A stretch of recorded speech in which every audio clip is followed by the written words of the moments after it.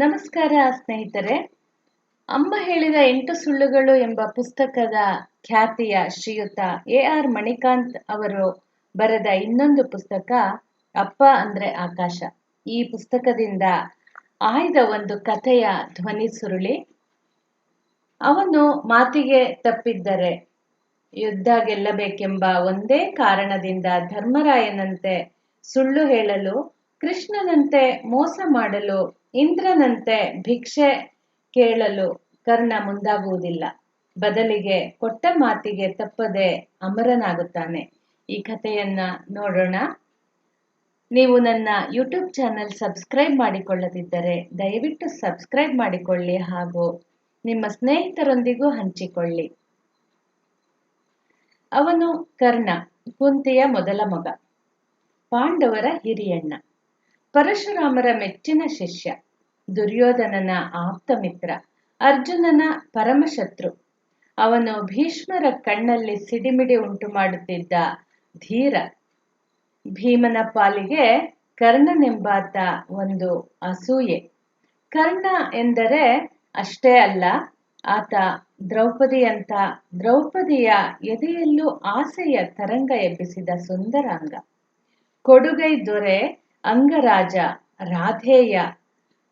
ಹುಟ್ಟಿನಿಂದ ಕ್ಷತ್ರಿಯನಾಗಿದ್ದರೂ ಎಲ್ಲರಿಂದಲೂ ಸೂತಪುತ್ರ ಎಂದು ಕರೆಸಿಕೊಂಡ ನತದೃಷ್ಟ ಮತ್ತು ಮಹಾಭಾರತದ ದುರಂತ ನಾಯಕ. ಕುಂತಿ ಸೂರ್ಯದೇವನ ಸಮಾಗಮದ ಕಾರಣಕ್ಕೆ ಹುಟ್ಟಿದವನು ಕರ್ಣ. ಮಗನ ಮೇಲಿನ ಮಮತೆ. ಅವನು ಕವಚ ಕುಂಡಲಗಳೊಂದಿಗೆ ಜನಿಸುವಂತೆ ನೋಡಿಕೊಂಡ ಸೂರ್ಯದೇವ ಮುಂದೆ ಅಪವಾದಕ್ಕೆ ಹೆದರಿದ ಕುಂತಿ. ಆಗ ತಾನೇ ಹುಟ್ಟಿದ ಮಗುವನ್ನು ನದಿಯಲ್ಲಿ ತೇಲಿ ಬಿಡುವುದು. ಹಾಗೆ ತೇಲಿ ಹೋದ ಮಗು ರಾಧಾ ಅಧಿರಥ ಎಂಬ ಬೆಸ್ತ ದಂಪತಿಗೆ ಸಿಗುವುದು. ಅವರಿಬ್ಬರು ಈತನನ್ನು ಸಾಕುವುದು ಮತ್ತು ಅದೇ ಕಾರಣಕ್ಕೆ ರಾಧೇಯ ಸೂತಪುತ್ರ ಎಂಬ ಹೀಯಾಳಿಕೆಯಂತ ಮಾತಿಗೆ ಕರ್ಣ ಪದೇ ಪದೇ ಈಡಾಗುವುದು. ಈ ಕಥೆ ಎಲ್ಲರಿಗೂ ಗೊತ್ತು.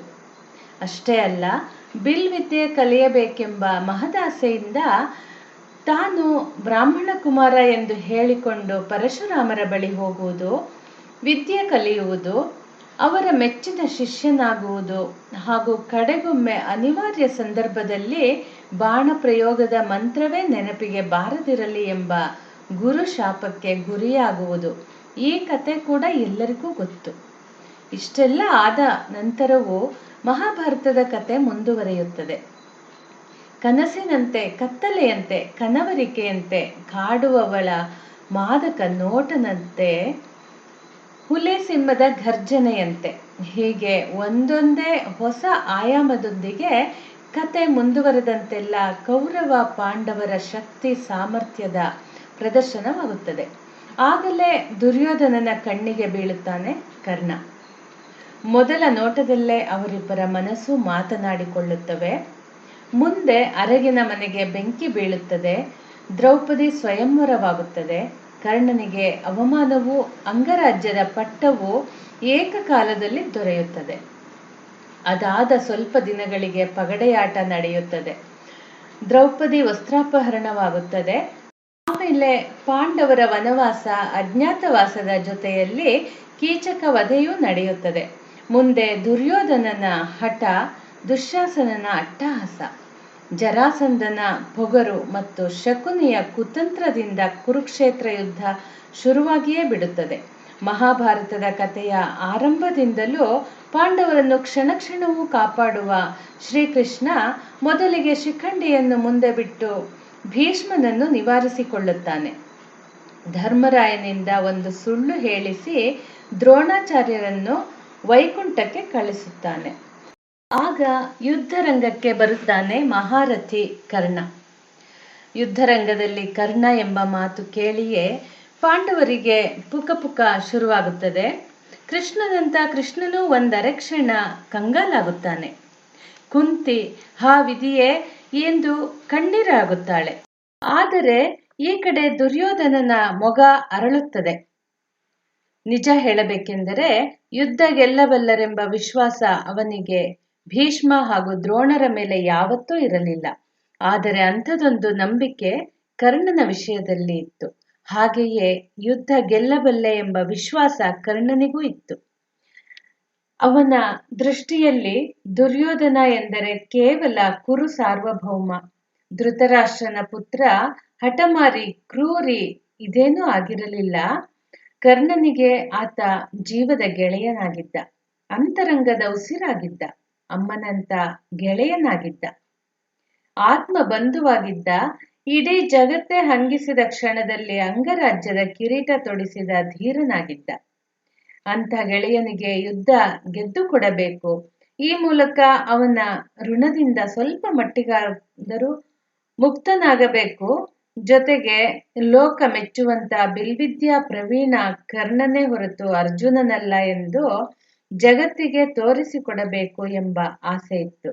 ಆದರೆ ಕರ್ಣನ ಅಷ್ಟೂ ಶೌರ್ಯವನ್ನು, ಉತ್ಸಾಹವನ್ನು ಒಂದೇ ಮಾತಿನಿಂದ ಹೊಡೆದು ಹಾಕುತ್ತಾನೆ ಕೃಷ್ಣ. ಕೃಷ್ಣನ ಉತ್ಸಾಹ ಕುಗ್ಗಿಸಲು ಮೊದಲು ಕುಂತಿಯನ್ನು ಕಳಿಸುತ್ತಾನೆ.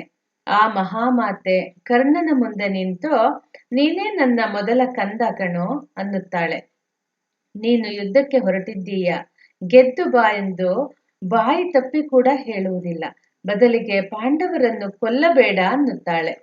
ಅವತ್ತಿನವರೆಗೂ ತನ್ನನ್ನು ಸೂತಪುತ್ರ ಎಂದೇ ತಿಳಿದಿದ್ದ ಕರ್ಣನಿಗೆ ಕುಂತಿಯೇ ತನ್ನ ತಾಯಿ, ಪಾಂಡವರೆಲ್ಲ ತನ್ನ ಸೋದರರು ಎಂದು ಗೊತ್ತಾದಾಗ ಅದೆಂಥ ಯಾತನೆಯಾಯಿತು. ಆದರೂ ಆತ ಕುಂತಿಯೊಂದಿಗೆ ನಗುತ್ತಲೇ ಮಾತನಾಡುತ್ತಾನೆ. ಉಳಿದ 4 ನನ್ನ ಗುರಿಯಲ್ಲ, ನನ್ನ ಗುರಿ ಏನಿದ್ದರೂ ಅವನೊಬ್ಬನೇ, ಅರ್ಜುನ ಎನ್ನುತ್ತಾನೆ. ಕರ್ಣನ ವಿಷಯವಾಗಿ ಕುಂತಿಯ ಮನಸ್ಸು ಎಷ್ಟರ ಮಟ್ಟಿಗೆ ಕಲ್ಲಾಗಿತ್ತು ಎಂದರೆ ಆಕೆ ಆಗ ಕೂಡ ಮಗನೇ ನೀನು ಗೆದ್ದು ಬಾ ಎನ್ನುವುದಿಲ್ಲ. ಬದಲಿಗೆ ತೊಟ್ಟ ಬಾಣವನ್ನು ಮತ್ತೆ ತೊಡಲಾರೆ ಎಂದು ಭಾಷೆ ಕೊಡು ಎನ್ನುತ್ತಾಳೆ. ಹೀಗೆ ಕರುಳಬಳ್ಳಿ ಸಂಬಂಧದ ನೆಪದಲ್ಲಿ ಕರ್ಣನ ಆತ್ಮವಿಶ್ವಾಸವನ್ನೇ ಕೊಂದು ಬಿಡುತ್ತಾಳೆ ಕುಂತಿ. ಮಕ್ಕಳನ್ನು ಉಳಿಸಿಕೊಂಡ ಖುಷಿಯಲ್ಲಿ ಆಕೆ ಹಿಂದಿರುಗುತ್ತಾಳೆ. ಆನಂತರದ ಕೆಲವೇ ಕ್ಷಣದಲ್ಲಿ ಅದೇ ಕರ್ಣನ ಮುಂದೆ ಮಾರುವೇಷ ಧರಿಸಿ ಬರುತ್ತಾನೆ ಇಂದ್ರ. ಹಾಗೆ ಬಂದವನು ಉಪಾಯವಾಗಿ, ಕರ್ಣ, ನಾನು ಬಡವ, ಅಸಹಾಯಕ, ನಿರ್ಗತಿಕ, ನನ್ನಲ್ಲಿ ಈಗ ಏನೇನೂ ಇಲ್ಲ. ನನಗೆ ನಿನ್ನಲ್ಲಿರುವ ಕವಚ ಕುಂಡಲಗಳನ್ನು ದಾನವಾಗಿ ಕೊಡು ಎಂದು ಕೈಯೊಡ್ಡುತ್ತಾನೆ. ಒಂದು ಕಡೆಯಲ್ಲಿ ಇಂದ್ರ, ಇನ್ನೊಂದು ಕಡೆಯಿಂದ ಕುಂತಿ. ಹೀಗೆ 2 ಕಡೆಯಿಂದಲೂ ಸಂಕಷ್ಟಕ್ಕೆ ಒಳಗಾಗುವ ಕರ್ಣ ಕಡೆಗೊಮ್ಮೆ ನೋವಿನಿಂದ ಹೇಳುತ್ತಾನೆ, ದುರ್ಯೋಧನ, ಈಗಲೀಗ ನೀನು ಕೆಟ್ಟೆ. ಇಷ್ಟಕ್ಕೂ ನಿಲ್ಲುವುದಿಲ್ಲ ಮಹಾಭಾರತ. ತಂತ್ರ ಕುತಂತ್ರ ದುಗುಡ ದುಮ್ಮಾನದ ಮಧ್ಯೆಯೇ ಯುದ್ಧ ಮತ್ತೆ ಶುರುವಾಗುತ್ತದೆ. ಮೊದಲು ಕರ್ಣನಿಗೆ ಎದುರಾಗಿ ಧರ್ಮರಾಯ ಬರುತ್ತಾನೆ. ಅವನನ್ನು ಕಂಡಾಕ್ಷಣ ಕರ್ಣನ ಮನಸ್ಸಿಗೆ ಏನೋ ಹರ್ಷ, ಎಂಥದೋ ಸಂತೋಷ, ಯಾಕೋ ಸಂಕಟ. ಒಮ್ಮೆ ಧರ್ಮರಾಯನನ್ನೇ ಪ್ರೀತಿಯಿಂದ ನೋಡುತ್ತಾನೆ ಕರ್ಣ. ಇವನು ನನ್ನ ಸ್ವಂತ ತಮ್ಮ.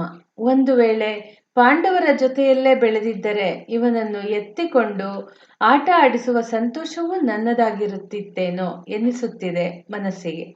ಆದರೆ ಆ ಕಡೆಯಿಂದ ಧರ್ಮರಾಯನಿಗೆ ಯುದ್ಧ ಗೆಲ್ಲುವ ಸಂಭ್ರಮ. ಆತ ನಿಂತಲ್ಲೇ ಹೂಂಕರಿಸುತ್ತಿರುತ್ತಾನೆ. ಒಂದರ ಹಿಂದೊಂದು ಬಾಣ ಬಿಡುತ್ತಾನೆ. ಆಗಲೂ ಧರ್ಮರಾಯನನ್ನು ಕರುಣೆಯಿಂದಲೇ ನೋಡುತ್ತಾನೆ ಕರ್ಣ.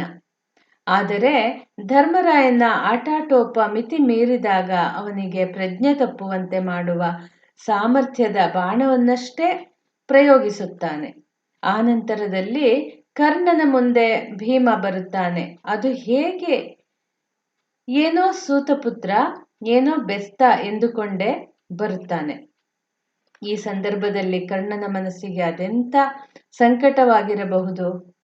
ಆಗ ಕೂಡ ತಾಳ್ಮೆ ಕಳೆದುಕೊಳ್ಳುವುದಿಲ್ಲ ಕರ್ಣ. ಭೀಮನನ್ನು ಮಾತ್ರವಲ್ಲ, ನಕುಲ ಸಹದೇವರನ್ನು ಕೇವಲ ಗಾಯಗೊಳಿಸಿ ಪ್ರಜ್ಞೆ ತಪ್ಪುವಂತಷ್ಟೇ ಮಾಡಿ ಅವರ ಜೀವ ಉಳಿಸುತ್ತಾನೆ. ಆ ಮೂಲಕ ಸೋದರರ ಮೇಲೆ ಹಿರಿಯಣ್ಣಂದಿರಿಗೆ ಇರುವ ಅಂತಃಕರಣ ಎಂಥದ್ದು ಎಂಬುದಕ್ಕೆ ಸಾಕ್ಷಿ ಒದಗಿಸುತ್ತಾನೆ. ಮುಂದಿನ ಕಥೆ ಎಲ್ಲರಿಗೂ ಗೊತ್ತಿದೆ. ಕರ್ಣಾರ್ಜುನರ ಮುಖಾಮುಖಿಯಾಗುತ್ತದೆ. ಸುಮಾರು 18-20 ವರ್ಷಗಳಿಂದಲೂ ಕರ್ಣನ ಮೇಲೆ ಅರ್ಜುನನಿಗೆ ದ್ವೇಷ ಇರುತ್ತದೆ. ಅವನನ್ನು ಸೋಲಿಸಬೇಕೆಂಬ ಆಸೆ ಇರುತ್ತದೆ. ಅಂತ ಕಡು ವಿರೋಧಿ ಈಗ ಕಣ್ಣೆದುರಿಗೆ ಇದ್ದರೂ ಅವನ ಮೇಲೆ ಬಾಣ ಪ್ರಯೋಗಿಸಲು ಅರ್ಜುನನಿಗೆ ಮನಸ್ಸೇ ಬರುವುದಿಲ್ಲ. ಮನದ ಯಾವುದೋ ಮೂಲೆಯಲ್ಲಿ ಕರ್ಣನ ಮೇಲೆ ಪ್ರೀತಿ ಚಿಗುರತೊಡಗುತ್ತದೆ. ಕಣ್ಣು ಕರುಳು ಮಾತನಾಡುತ್ತಿರುತ್ತವೆ. ಈ ಸಂದರ್ಭದಲ್ಲಿ ಅರ್ಜುನನೇ ಪುಣ್ಯವಂತ. ಈತ ಮನದ ಅಷ್ಟೂ ತಳಮಳವನ್ನು ಕೃಷ್ಣನೊಂದಿಗೆ ಹೇಳಿಕೊಳ್ಳುತ್ತಾನೆ. ಕೃಷ್ಣ, ನಿಜ ಹೇಳು, ಯಾರಿವನು ಕರ್ಣ? ಅವನ ಮೇಲೆ ಬಾಣ ಬಿಡಲು ಮನಸ್ಸು ಬರುತ್ತಿಲ್ಲ, ಕೈ ನಡುಗುತ್ತಿದೆ. ನಿಜ ಹೇಳು, ಯಾರಿವನು ಕರ್ಣ ಎಂದು ಪದೇ ಪದೇ ಪ್ರಶ್ನೆ ಹಾಕುತ್ತಾನೆ. ಕೃಷ್ಣ ಪರಮಾತ್ಮ ಆಗಲೂ ಗುಟ್ಟು ಬಿಡುವುದಿಲ್ಲ. ಬದಲಿಗೆ ಕಪಟ ಉತ್ತರದಿಂದಲೇ ಅರ್ಜುನನನ್ನು ದಾರಿ ತಪ್ಪಿಸುತ್ತಾನೆ. ಪಾಪದವನು ಕರ್ಣ ಬದುಕಿನ ಕಡೆಯ ಕ್ಷಣದಲ್ಲಾದರೂ ತನ್ನ ಮನದೊಳಗಿನ ನೋವು ತಳಮಳವನ್ನು ಯಾರೊಂದಿಗೂ ಹೇಳಿಕೊಳ್ಳುವ ಯೋಗ ಅವನಿಗಿರುವುದಿಲ್ಲ. ಎಲ್ಲ ಸಂಕಟವನ್ನು ಎದೆಯೊಳಗೆ ಹಿಂಗಿಸಿಕೊಂಡು ತಮ್ಮನೆಂಬ ಮಮಕಾರವನ್ನು ಅಂಗೈಲಿ ಬೆಚ್ಚಗೆ ಹಿಡಿದುಕೊಂಡು ಕೃಷ್ಣನಿಗೆ ಮನದಲ್ಲೇ ಕೈ ಮುಗಿದು ಸರ್ಪಾಸ್ತ್ರ ಪ್ರಯೋಗಿಸುತ್ತಾನೆ ಕರ್ಣ. ತನ್ನ ಬಾಣದ ಗುರಿ ತಪ್ಪುವುದಿಲ್ಲ ಎಂಬ ನಂಬಿಕೆ ಕೃಷ್ಣನ ತಂತ್ರದಿಂದ ಸುಳ್ಳಾಗಿ ಹೋಗುತ್ತದೆ. ಆದರೆ ಆ ಸರ್ಪಾಸ್ತ್ರ ರೊಯ್ಯನೆ ಹಿಂದಿರುಗಿ ಬಂದು ಹೇಳುತ್ತದೆ, ಕರ್ಣ, ಕೃಷ್ಣನ ಕುತಂತ್ರದಿಂದ ಗುರಿ ತಪ್ಪಿದೆ, ದಯವಿಟ್ಟು ನನ್ನನ್ನು ಮತ್ತೆ ಪ್ರಯೋಗಿಸು. ಈ ಬಾರಿ ಅರ್ಜುನ ಪಾತಾಳಕ್ಕೆ ಹೋದರೂ ಬಿಡುವುದಿಲ್ಲ. ಅವನ ರಕ್ಷಣೆಗೆ ಕೃಷ್ಣನೇನಾದರೂ ಬಂದರೆ ಅವನನ್ನು ಬಿಡುವುದಿಲ್ಲ. ಆಗಲೇ ಕರ್ಣನಿಗೆ ಈ ಹಿಂದೆ ತಾನು ನೀಡಿದ ಭಾಷೆಯ ನೆನಪಾಗುತ್ತದೆ. ಯುದ್ಧ ಗೆಲ್ಲಬೇಕೆಂಬ ಒಂದೇ ಒಂದು ಆಸೆಯಿಂದ ಧರ್ಮರಾಯನಂತೆ ಸುಳ್ಳು ಹೇಳಲು, ಕೃಷ್ಣನಂತೆ ಮೋಸ ಮಾಡಲು ಅವನು ಮುಂದಾಗುವುದಿಲ್ಲ. ಬದಲಿಗೆ ಮಾತು ಉಳಿಸಿಕೊಂಡು ಅಮರನಾಗುತ್ತಾನೆ. ಈಗ ಯೋಚಿಸಿ, ಒಂದು ವೇಳೆ ಕೃಷ್ಣ ಮಾತಿಗೆ ತಪ್ಪಿದ್ದರೆ ಏನಾಗುತ್ತಿತ್ತು? ಆತ ತೊಟ್ಟ ಬಾಣವನ್ನೇ ಮತ್ತೆ ಪ್ರಯೋಗಿಸಿದ್ದರೆ, ಆಗ ಅಕಸ್ಮಾತ್ ಅರ್ಜುನ ಸತ್ತೇ ಹೋಗಿದ್ದರೆ ಮಹಾಭಾರತ ಹೇಗೆಲ್ಲ ತಿರುವು ಪಡೆದುಕೊಳ್ಳುತ್ತಿತ್ತು? ಧರ್ಮರಾಯ, ನಾನು ನಿನ್ನ ಹಿರಿಯಣ್ಣ ಕಣೋ, ಬೇಕಿದ್ದರೆ ನಿಮ್ಮ ತಾಯಿನ ಕೇಳಿಕೊಂಡು ಬಾ ಎಂದೇನಾದರೂ ಯುದ್ಧ ಭೂಮಿಯಲ್ಲಿ ಕರ್ಣನೇ ಹೇಳಿದ್ದರೆ ಪರಿಣಾಮ ಹೇಗಿರುತ್ತಿತ್ತು? ಕರ್ಣನೂ ಒಬ್ಬ ಪಾಂಡವ ಎಂದು ಮೊದಲೇ ಗೊತ್ತಾಗಿದ್ದರೆ ದ್ರೌಪದಿಯ ಕಂಗಳ ಕಾಂತಿ ಹೇಗೆಲ್ಲ ಬದಲಾಗುತ್ತಿತ್ತು? ಕರ್ಣ ಏನಾದರೂ ಮನಸ್ಸು ಬದಲಿಸಿಕೊಂಡು ಪಾಂಡವರ ಪಾಳೆಯಕ್ಕೆ ಹೋಗಿಬಿಟ್ಟಿದ್ದರೆ ಭೀಮನ ಖುಷಿ ಎಷ್ಟಿರುತ್ತಿತ್ತು? ದುರ್ಯೋಧನನ ಪಾಡು ಏನಾಗುತ್ತಿತ್ತು? ಇಂಥ ಯಾವ ಪವಾಡಗಳು ನಡೆಯುವುದಕ್ಕೂ ಮಹಾಭಾರತದಲ್ಲಿ ಅವಕಾಶವಿಲ್ಲ. ಕರ್ಣ ಮಾತಿಗೆ ತಪ್ಪದೆ ಅಮರನಾಗುತ್ತಾನೆ. ಆನಂತರವೂ ಕತೆ ಮುಂದುವರಿಯುತ್ತದೆ. ಕನಸಿನಂತೆ, ಕನವರಿಕೆಯಂತೆ, ಕತ್ತಲೆಯಂತೆ ಮಹಾಭಾರತ ಮುಗಿದ ನಂತರವೂ ಕರ್ಣ ತುಂಬ ನೆನಪಾಗುತ್ತಾನೆ. ಪ್ರಾರ್ಥನೆಯಂತೆ, ಜೋಗುಳದಂತೆ ಮತ್ತು ಕರುಣೆಯಂತೆ. ಸ್ನೇಹಿತರೆ, ಮತ್ತೆ ಮುಂದಿನ ಸಂಚಿಕೆಯಲ್ಲಿ ಭೇಟಿಯಾಗೋಣ. ಧನ್ಯವಾದಗಳು.